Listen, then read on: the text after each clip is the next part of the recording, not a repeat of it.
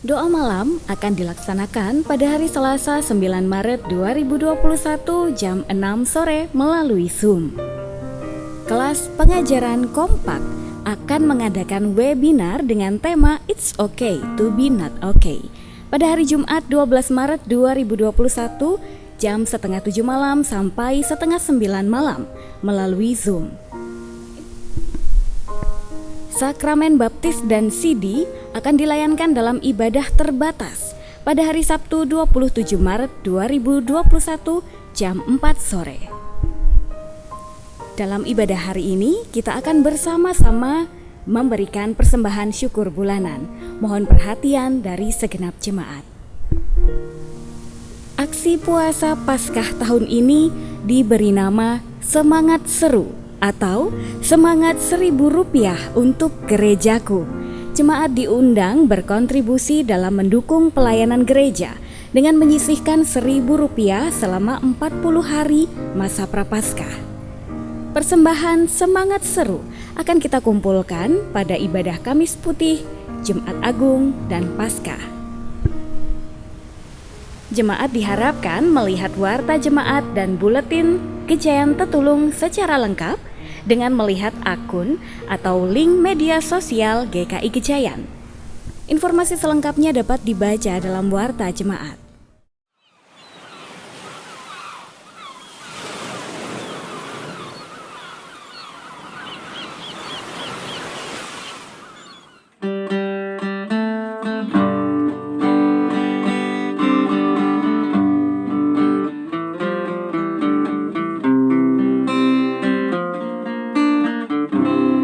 Hanya dalam kasih-Mu Tuhan, hanya saja padamu Tuhan, tempatku berlindung, tempatku berteduh, tempatku mengadu. Hanya dalam kuasa-Mu Tuhan, hanya saja nama-Mu Tuhan, tempatku memohon, tempatku meminta, tempatku berdoa. Terima kasih Tuhan, terima kasih Bapa, dalam lindungan-Mu Engkau pelihara kami dengan kasih sayang. Terima kasih Tuhan, terima kasih Bapa, dalam kegelapanku Engkau menuntunku dengan penuh kasih sayang.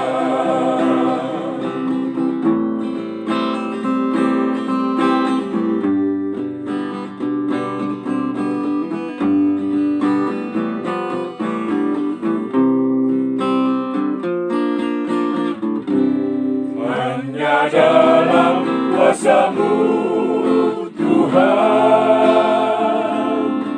hanya saja nama-Mu Tuhan,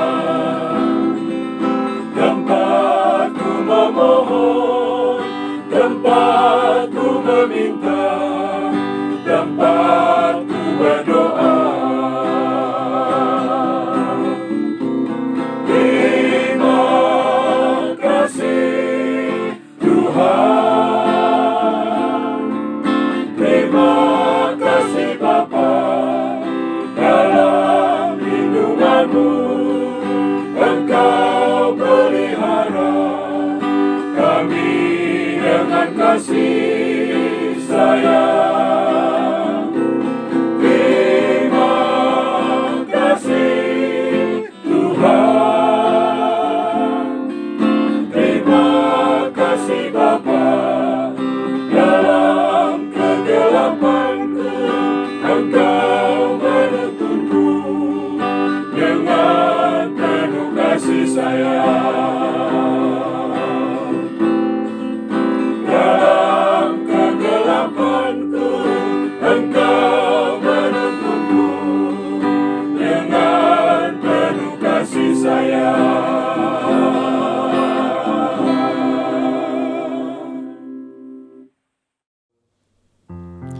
Shalom jemaat.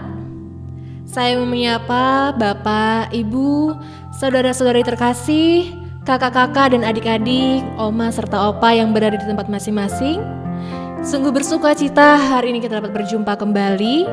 Kita mau beribadah bersama-sama, kita mau memuji Tuhan kita bersama-sama, karena Tuhan sudah begitu baik dalam kehidupan kita. Dia memberikan kita sukacita yang baru setiap harinya, saudara. Mari kita bersama-sama memujikan Bila Kulihat Bintang Gemerlapan.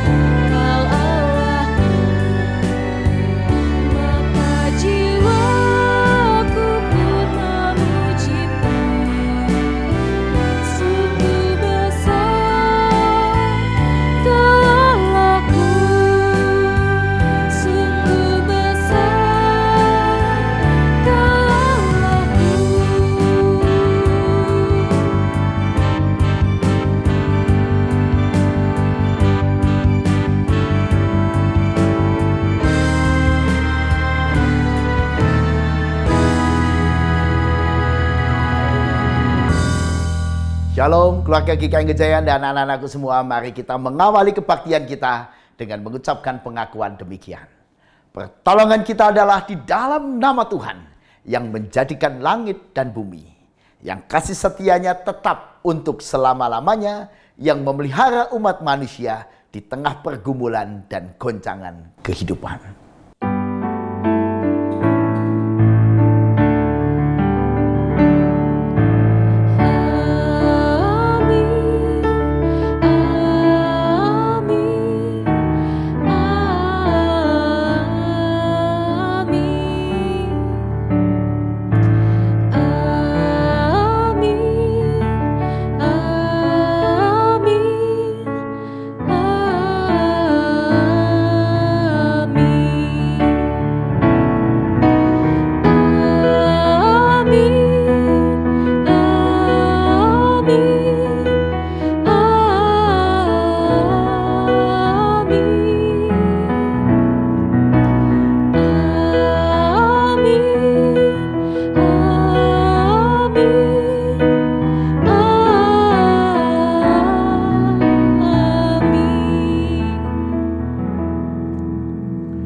Kasih karunia dan damai sejahtera dari Allah Bapa kita dan dari Tuhan kita Yesus Kristus menyertai saudara sekalian.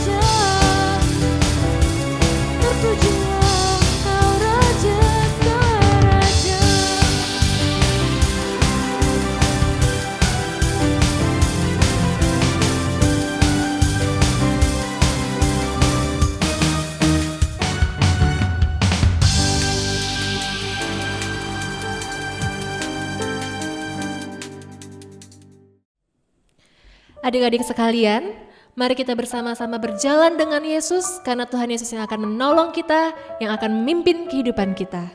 Jalan serta Yesus.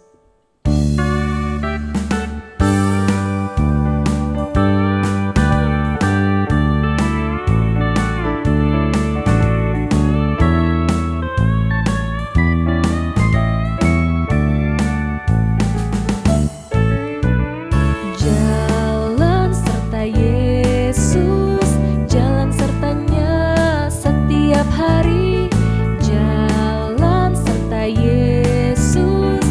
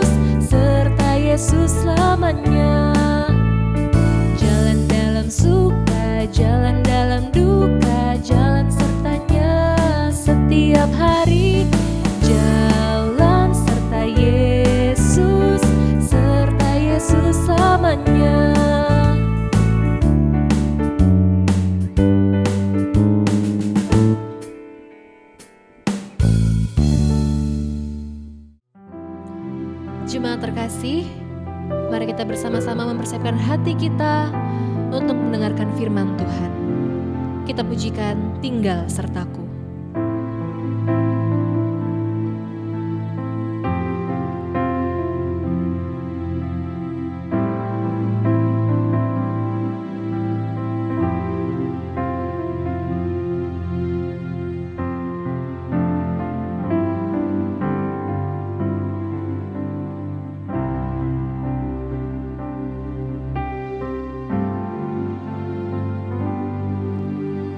Tinggal sertaku, hari telah senja, gelap makin turun, Tuhan tinggallah, lain pertolongan tiada ku temu, Maha Penolong tinggal sertaku.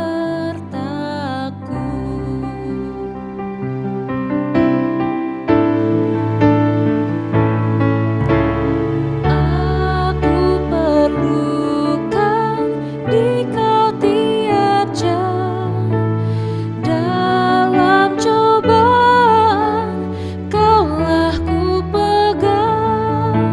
Siapa penuntun yang setaramu, siang dan malam tinggal sertaku, siang dan malam tinggal sertaku.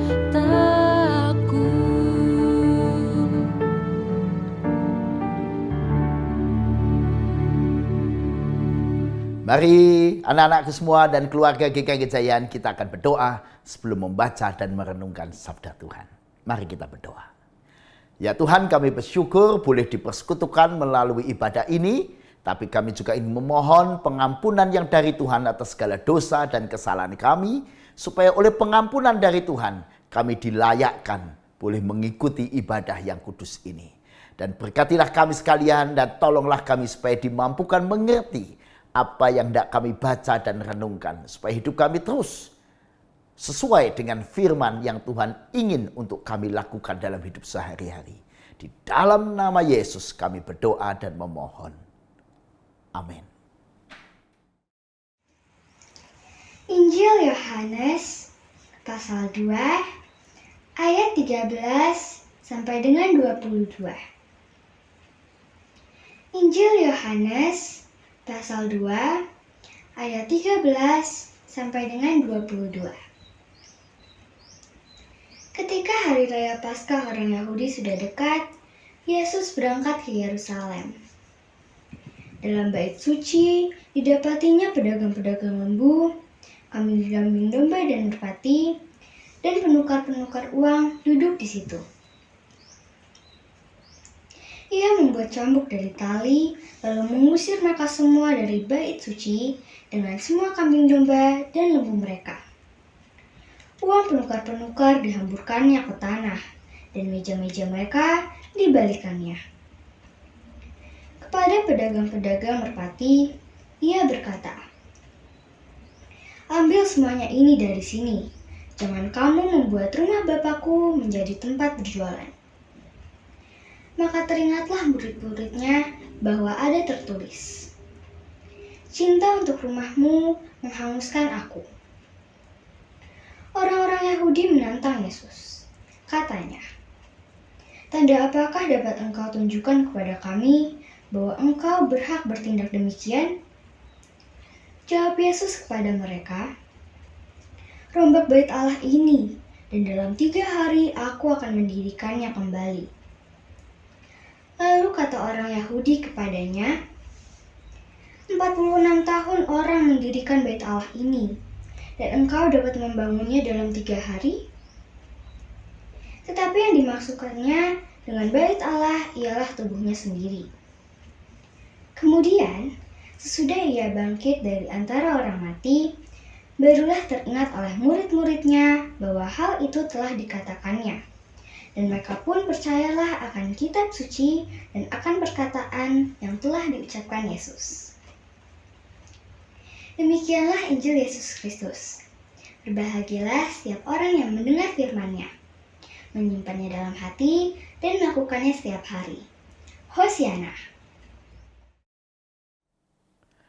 Keluarga yang dikasih oleh Tuhan dan anak-anakku semua, awas ya, hari-hari ini ada polisi cyber yang mengawasi media sosial. Kenapa perlu polisi cyber? Karena memang media sosial yang semula tujuannya baik untuk membangun silaturahmi, bisa berkomunikasi satu sama lain, bisa dimanfaatkan oleh orang-orang tertentu untuk tujuan yang jahat, bahkan yang tidak baik. Karena itu perlu polisi cyber untuk mengawasi hal tersebut. Karena itu kita juga harus waspada, hati-hati dalam bermedia sosial. Karena ada aturannya, ada hukumnya. Saudara, seperti dunia media sosial yang didasari semangat yang baik, tapi bisa menyeleweng dan diselewengkan orang menjadi tidak baik, demikian juga kehidupan kita yang lain. Termasuk kehidupan bait Allah pada zaman Yesus. Di dalam Yohanes 2 ayat 13-22, kita melihat ada sesuatu yang nilainya tadinya baik, semangat yang tadinya baik, bisa nyeleweng dan diselewengkan menjadi tidak baik. Contoh, semangat yang baik untuk menolong para jemaat yang pergi ke bait Allah, terutama tamu-tamu jemaat yang dari luar kota atau luar negeri yang ingin beribadah di bait Allah Yerusalem. Tentu saja mereka akan sangat repot kalau harus membawa lembu, kambing, domba, merpati untuk hewan korban untuk dibawa ke bait Allah untuk dikorbankan. Nah, tentu saja itu sesuatu yang gak mudah, apalagi dari luar negeri, membawa hewan lembu sampai ke bait Allah di Yerusalem yang padahal perjalanannya itu menanjak. Wah. Jadi kalau ada yang menyediakan, wah itu sungguh sebuah pertolongan yang baik, memperlancar ibadah mereka. Apalagi yang dari luar negeri kalau ingin memberi bea bait Allah yang menggunakan mata uang dirham, besarnya 2 dirham, sangat sulit dari luar negeri nggak punya mata uang itu. Nah, sangat tertolong kalau ada tempat penukaran. Menjadi mudah buat mereka memberi bea bait Allah yang 2 dirham itu. Karena ada yang menolong pertukaran-pertukaran.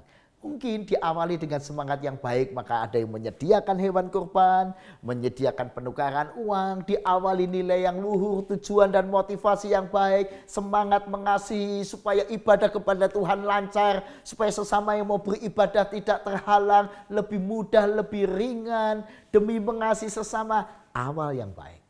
Nah, tapi lihat akhirnya Tuhan Yesus menunggang balikan meja-meja penukaran uang dan mengusir orang-orang yang berjualan. Kenapa? Karena akhirnya luntur semangat mula-mula itu. Sekarang yang ada tinggal jual beli, perdagangan, pasar.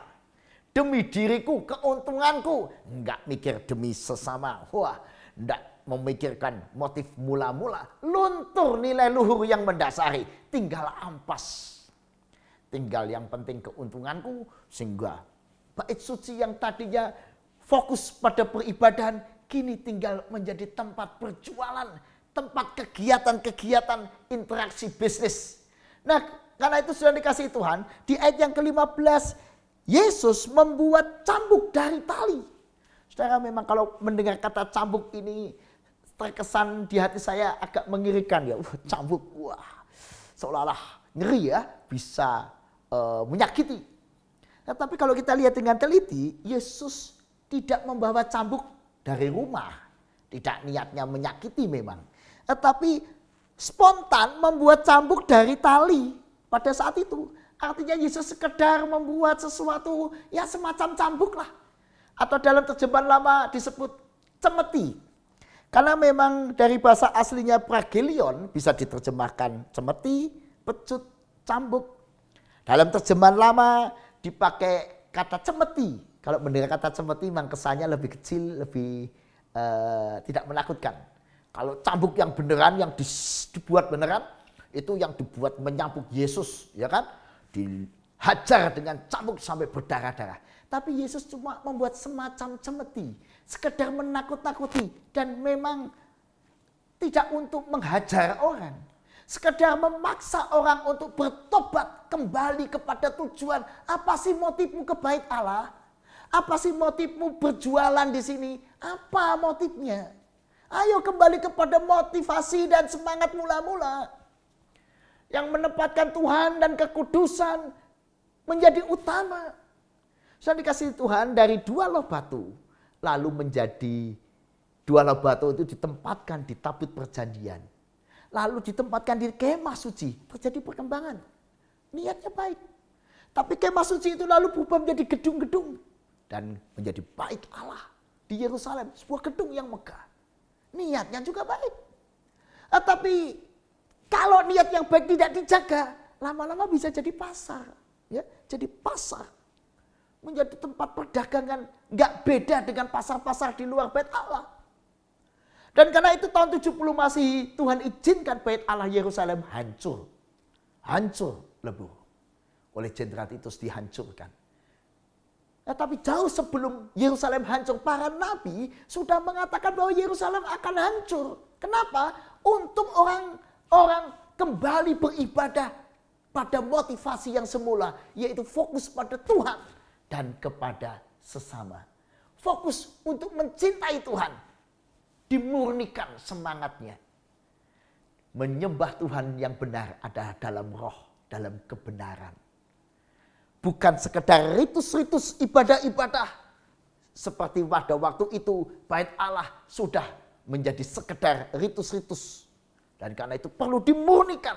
Dan Yesus mengambil posisi memurnikan bait Allah melalui tindakannya yang sangat luar biasa, ya, membuat cambuk dari tali, mengusir pedagang-pedagang, menunggang balikan meja-meja, menghamburkannya supaya orang bertobat kembali kepada tujuan mula-mula.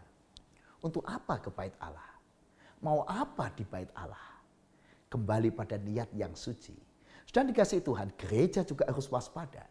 Dulu gereja dibangun di atas suasana keluarga, maka disebut gereja keluarga atau gereja rumah-rumah, menyenangkan. Waduh, guyup keluarga-keluarga di rumah-rumah, begitu spontan, dinamis, menyenangkan, tidak ada liturgi yang ribet. Tapi kemudian gereja berkembang juga menjadi gereja di dalam rumah ibadah di gedung-gedung. Tapi sudah dikasih Tuhan, gereja yang demikian menjadi lebih formal, seperti gereja kita di gedung-gedung. Tapi hati-hati saudara, kalau semangat baik dan niat baik itu tidak dijaga, gereja sekedar menjadi ritus-ritus kegiatan, menjadi tempat-tempat kumpul-kumpul, menjadi tempat ya kumpul-kumpul kegiatan, rapat. Kita bisa terjebak pada kegiatan, bukan pada apa yang menjadi motif semula gereja. Karena itu sudah dikasih Tuhan, memang Tuhan kadang mengizinkan cambuk-cambuk atau semacam cambuk-cambuk dalam kehidupan gereja dan dalam kehidupan kita untuk mengajak kita bertobat dan kembali kepada tujuan. Kadang-kadang gereja memang perlu dicambuk untuk kembali pada nilai-nilai luhur, kembali pada motivasi dan tujuan kasih yang semula, supaya gereja betul-betul memang hanya demi Tuhan dan demi mengasihi sesama. Menjadi gereja yang tetap dinamis, aktif, happy, menyenangkan dan menarik semua orang. Tuhan seringkali mengizinkan banyak peristiwa untuk mencambuk gereja bertobat. Karena itu menurut Pendeta Yoas yang mengutip Gui Chunjun dan Billy Stickle mengatakan ada 4 generasi gereja. Gereja generasi 1, generasi 2, generasi 3, dan generasi 4. Ini mirip kayak konsep perkembangan teknologi informasi yang sekarang menuju ke teknologi informasi 4.0. Nah, gereja juga generasi menurut Gui Chunjun dan Billy Stickle, generasi 1 gereja perdana. Ketika Pentakosta itu membuat persekutuan-persekutuan keluarga-keluarga orang percaya menjadi hidup, menjadi gereja perdana. Tapi suasana menjadi berubah pada generasi kedua, yaitu gereja menjadi gereja negara ketika pemerintahan Romawi meresmikan gereja sebagai agama negara. Bahkan kaisar dan para pejabat menjadi percaya. Wah, suasana gereja berubah. Tempatnya sekarang tidak di rumah-rumah tapi di gedung-gedung yang megah. Para pejabat orang penting datang, suasananya berubah, liturginya menjadi berubah.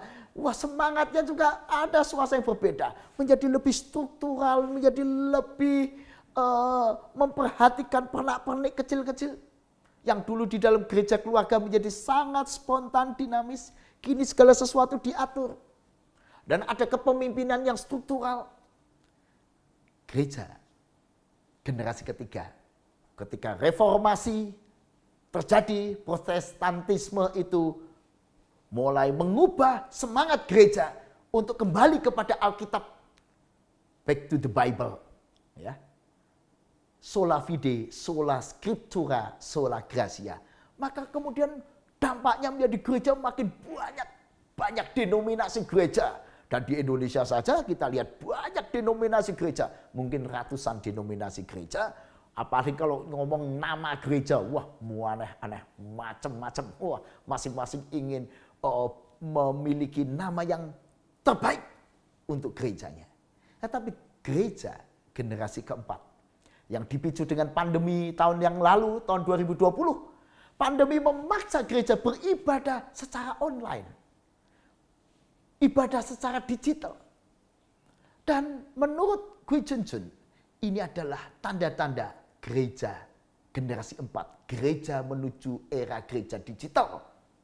Gereja tanpa tembok, tanpa batas. Sekarang gereja melayani nggak cuma umat yang datang.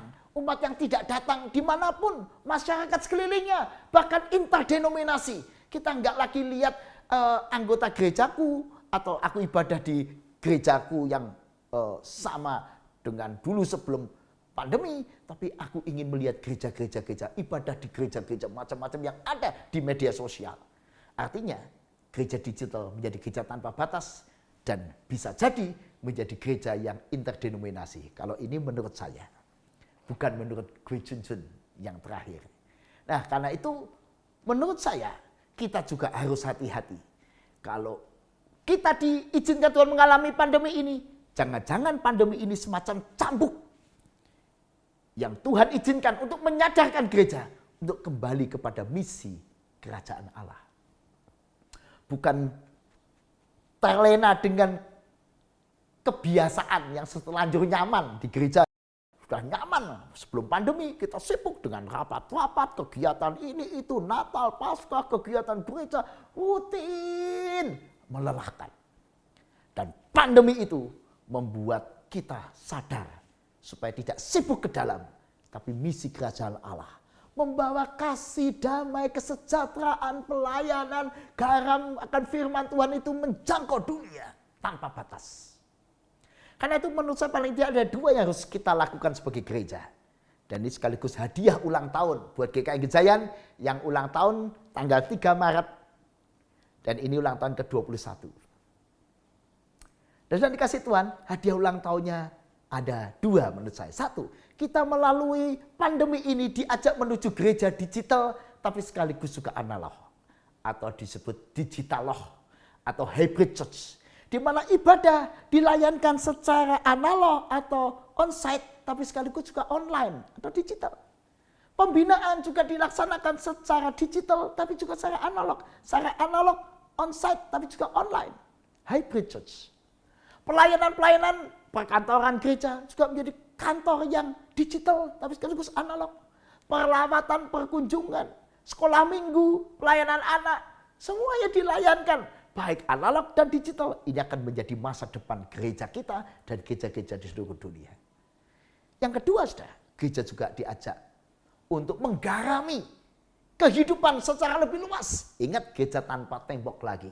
Mari kita menggarami dunia anak-anak muda kita yang mereka sekarang bertanya-tanya bagaimana berpacaran yang sehat, bagaimana anak muda bisa berhadapan dengan arus teknologi dan informasi yang begitu deras. Gereja perlu ada, menggarami, melindungi, memberi teladan dunia generasi muda. Termasuk gereja juga harus melayani keluarga-keluarga, dunia wirausaha, dunia bisnis. Gereja harus menjadi garam dalam dunia bisnis, dunia hukum, dunia kesehatan, gereja perlu ada menjadi berkat penyadaran bagaimana hidup sehat. Termasuk memotivasi dunia ini untuk hidup lebih sehat dalam segala hal, dalam kehidupan sehari-hari. Nah, artinya semangat yang Yesus ajarkan melalui Yohanes 2 ayat 13-22 ketika Tuhan Yesus memurnikan bait Allah, mengajak kita kembali kepada tujuan dan ketulusan kasih semula kepada Allah dan kepada sesama, dan mengajak kita kembali punya jiwa melayani. Gak cuma dapat untung demi keuntunganku, aku jualan demi aku. Nah, tetapi kembali semangat melayani demi Tuhan, demi sesama, demi kebaikan kita bersama. Jangan dikasih Tuhan. Ini adalah semangat pertobatan. Mari kita bertobat, saudara. Kita pertobatkan semangat studi, semangat berkeluarga kita, semangat kita melayani anak-anak dengan semangat yang paling dasar. Mari kita kembali. Saudara, apa dan mengapa kita studi? Apakah studi ini demi Tuhan, untuk kemuliaan Tuhan, dan demi kasihku kepada keluargaku, supaya aku lewat studi aku bisa menjadi berkat buat banyak orang? Atau studi ini sekedar demi nilai? Apakah studi ini menggambarkan semangat iman kita, supaya kita melalui studi bisa lebih menghayati nilai-nilai firman, supaya melalui belajar saya ditransformasi memiliki budi pekerti yang luhur, mentransformasi diri melalui dunia studi. Mari kita juga transformasi kehidupan berkeluarga kita. Apakah kita masih ingat ketika dulu membangun keluarga, mau menikah? Waduh, semangat kita menggebu-gebu, saya berkeluarga, saya ingin membahagiakan engkau. Saya ingin membuat keluarga yang memuliakan Tuhan, keluarga yang melayani Tuhan. Kalau nanti saya berkeluarga, saya akan sungguh-sungguh membuat keindahan, kebersamaan, harmoni, keluarga yang harmonis. Pertanyaannya hari ini, apa yang terjadi dalam kehidupan keluarga kita? Apakah kita masih pada tujuan dan ketulusan kasih semula, jiwa melayani? Atau dalam kehidupan keluarga sekarang yang ada adalah ketegangan, yang adalah ketidaksukacitaan? Apakah dalam kehidupan keluarga kita masih happy seperti dulu? Kalau tidak, saudara, mari kita transformasi kehidupan keluarga kita. Kita adakan pertobatan pribadi. Kembali kepada semangat semula, kasih semula kepada Tuhan, kepada pasangan kita. Dulu orang bekerja, wah saya bekerja tujuannya apa? Saya ingin melayani keluargaku. Demi anak-anakku aku bekerja. Demi mereka, aku ingin memberi mereka hidup yang cukup demi mereka. Tapi pertanyaannya, sekarang masihkah demi mereka? Atau hari ini kita asik bekerja demi aku, kepentinganku? Apakah kita masih memelihara tujuan dan kasih semula? Masihkah bekerja adalah semangat melayani? Saya bekerja untuk melayani orang-orang di sekeliling saya, Pak. Termasuk terutama keluarga saya. Supaya mereka mendapatkan kehidupan dan kesejahteraan yang lebih baik. Apa semangat Anda ketika kita dikaruniai Tuhan anak? Dulu ketika kita belum punya anak, kita berdoa, Tuhan minta anak yang dari Tuhan supaya saya bisa membahagiakan anak itu. Saya berjanji akan menemani anak-anak itu tumbuh. Saya berjanji akan menjadi teladan iman buat anak-anak. Dulu sebelum punya anak, janjinya banyak. Sekarang pertanyaannya, setelah Tuhan kasih anak, apa yang kita lakukan pada anak-anak kita? Masihkah kita memiliki ketulusan melayani kasih semula? Apa yang kita lakukan ketika kita ke gereja? Apakah kita masih tulus seperti harapan Tuhan? Aku Pak ke gereja saya ingin menjadi berkat bagi jemaat. Saya ingin mempersembahkan persembahan yang terbaik. Pertanyaan saya, apakah kita hari ini masih ada di tujuan dan ketulusan yang semula? Jangan dikasih Tuhan.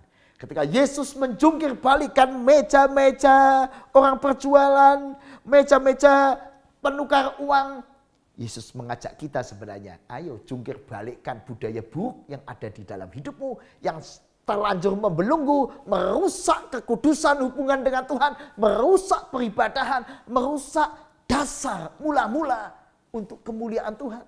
Beranikah saudara dan saya menjungkir balikan budaya buruk yang membelenggu diri kita? Mungkin Tuhan ingin menjungkir balikan budaya buruk kita di dalam studi, karakter, kehidupan keluarga, kehidupan bisnis, dan sebagainya. Ketika pandemi ini Tuhan izinkan terjadi, biarlah ini menjadi refleksi kita, pribadi demi pribadi.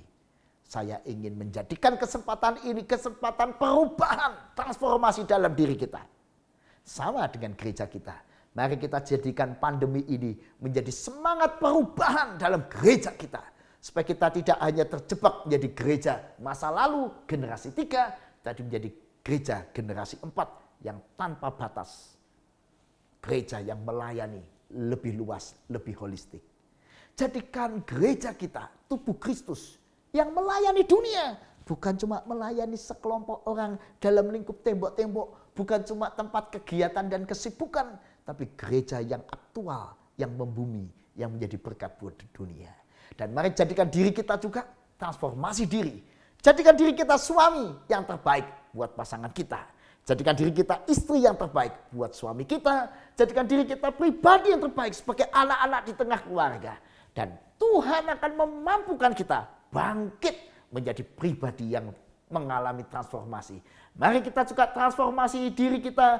Kalau kita adalah seorang pengusaha, saya akan melalui pandemi ini menjadi teguran untuk saya menjadikan diri saya pengusaha. Yang visinya bukan cuma untung demi diriku sendiri. Tapi aku menjadi pengusaha yang jadi berkat buat banyak orang. Maukah saudara saya juga dibangun menjadi pribadi yang menjadi berkat. Mari kita juga berkata, Tuhan selidiki aku. Lihat hatiku Tuhan. Apakah aku sungguh masih mengasihi Yesus dengan tulus? Ayo kita evaluasi diri. Tuhan Maha tahu, menilai diri saudara dan saya. Tidak ada yang tersembunyi bagi Tuhan.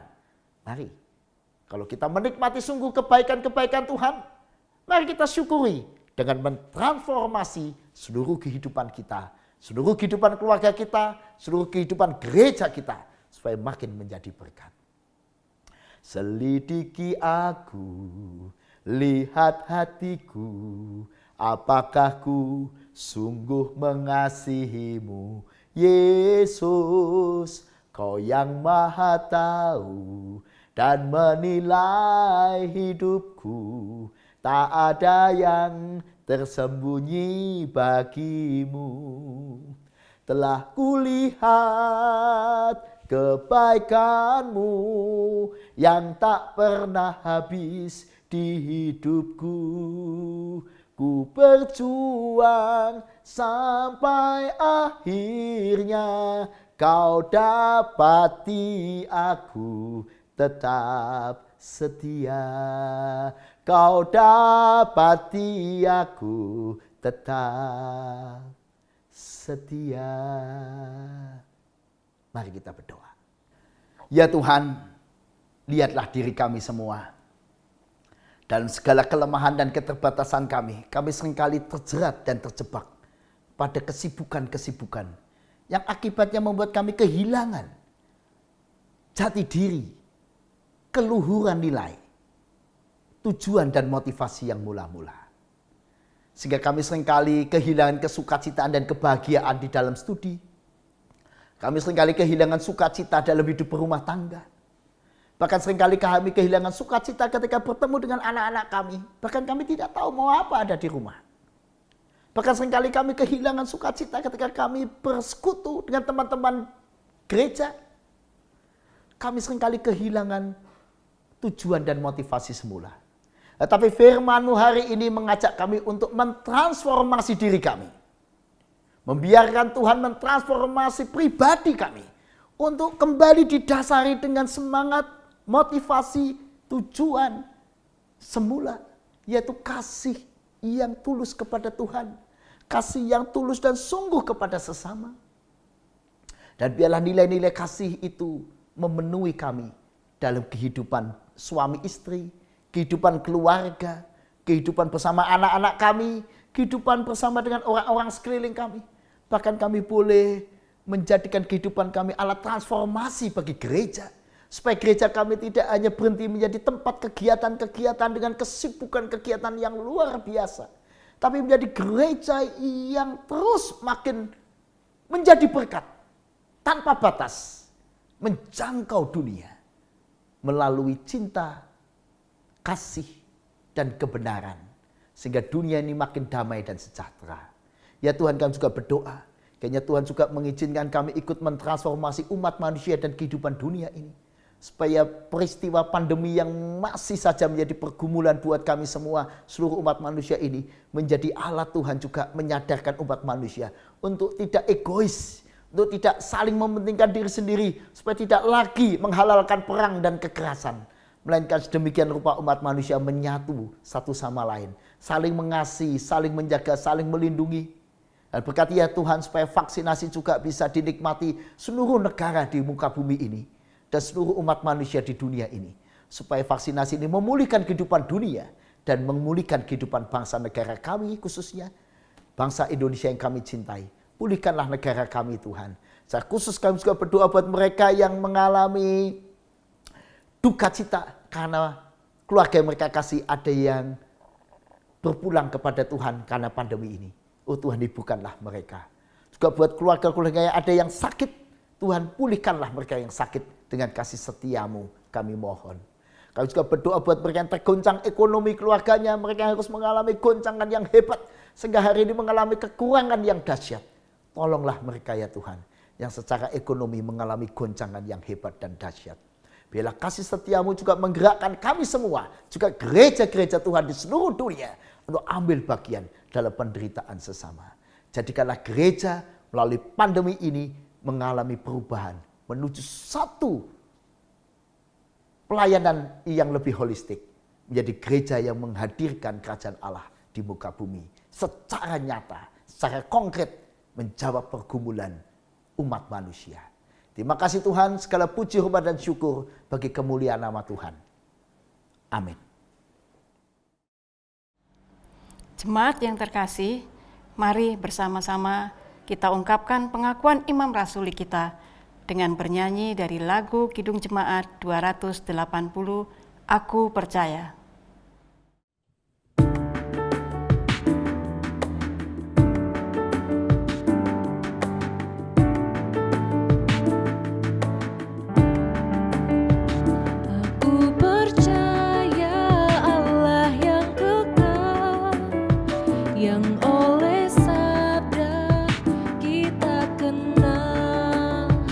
Bapa pencipta alam semesta yang mengasihi manusia. Aku percaya Putra Tunggalnya yang disalibkan di Golgota, yang dari kubur bangkit dan naik ke surga dalam terang. Aku percaya pada Roh Kudus yang mendiami kita terus. Aku percaya gereja yang esa, ku jadi suci di dalamnya.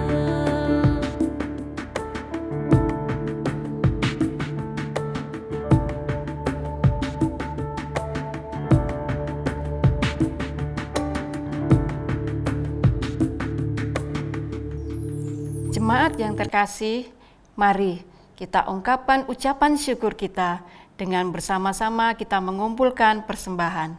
Adapun ayat yang mendasari persembahan diambil dari Roma 12 ayat yang pertama. Karena itu saudara-saudara, demi kemurahan Allah, aku menasihatin kamu supaya kamu mempersembahkan tubuhmu sebagai persembahan yang hidup, yang kudus, dan yang berkenan kepada Allah. Itu adalah ibadahmu yang sejati. Mari kita persembahkan yang terbaik bagi kemuliaan Tuhan.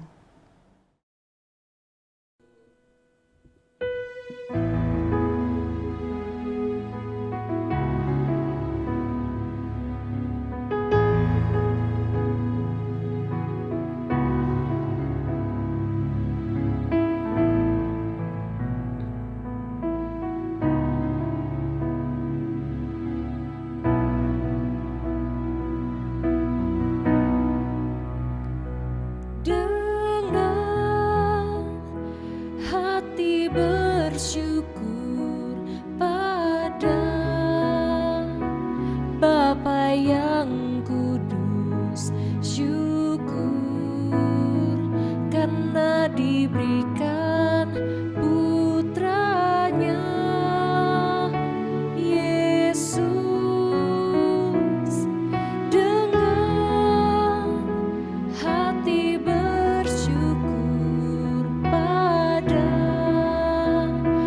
Bapa yang kudus, syukur karena diberikan putranya Yesus. Kini yang lemah dikuatkan, yang miskin diperkaya karena perbuatannya pada kita. Kini yang lemah dikuatkan, yang miskin diperkaya karena perbuatannya pada kita. Syukur.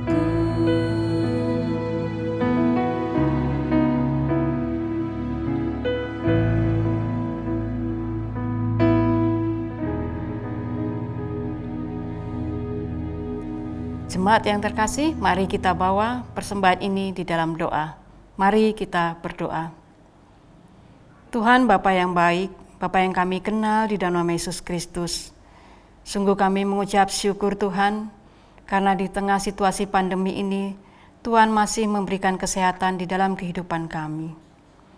Tuhan, kalau saat ini kami juga boleh mempersembahkan sebagian kecil dari berkat yang sudah kami terima. Biarlah Tuhan persembahan ini kiranya Engkau berkati, Engkau sucikan, agar persembahan ini boleh layak di hadapan-Mu. Berkati juga bagi mereka yang akan mengelola dan mempergunakan persembahan ini, agar kiranya persembahan ini betul-betul dipergunakan untuk kemuliaan nama-Mu saja. Kami juga menyerahkan seluruh hidup dan kehidupan kami sebagai persembahan yang harum di hadapan-Mu. Biarlah Tuhan, kiranya Tuhan juga senantiasa memberkati setiap tangan-tangan yang sudah memberikan. Inilah Tuhan doa kami. Di dalam Putra-Mu Tuhan kami Yesus Kristus, kami berdoa dan bersyukur. Amin.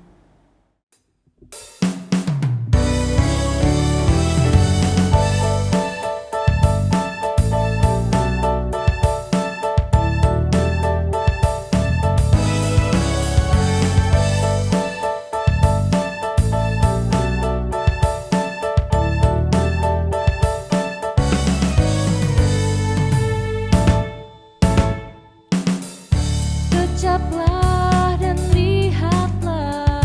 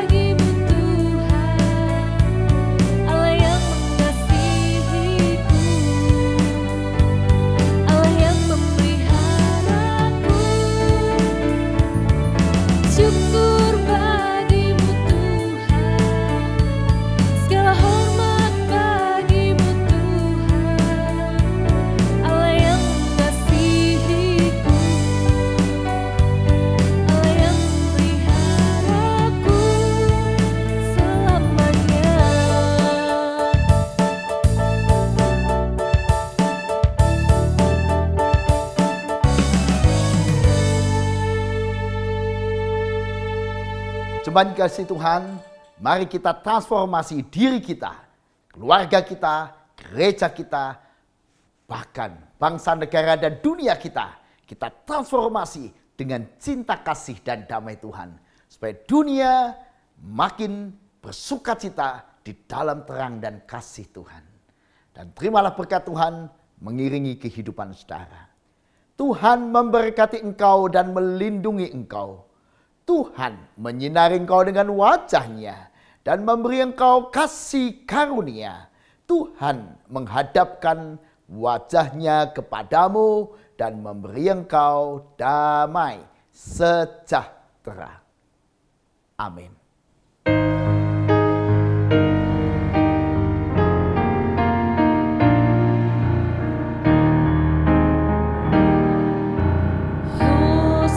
Hosiana, amin. Hosiana, amin. Hosiana,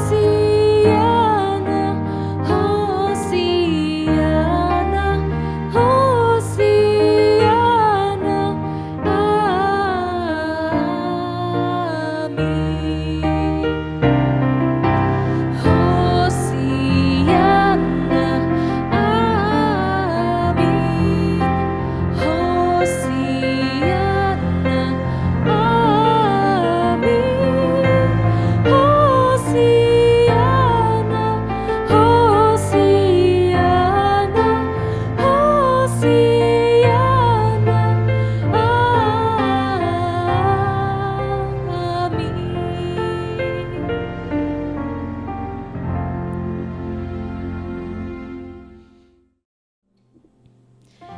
Jemaat terkasih, mari kita melanjutkan ibadah kita dalam kehidupan keseharian kita. Tuhan Yesus memberkati.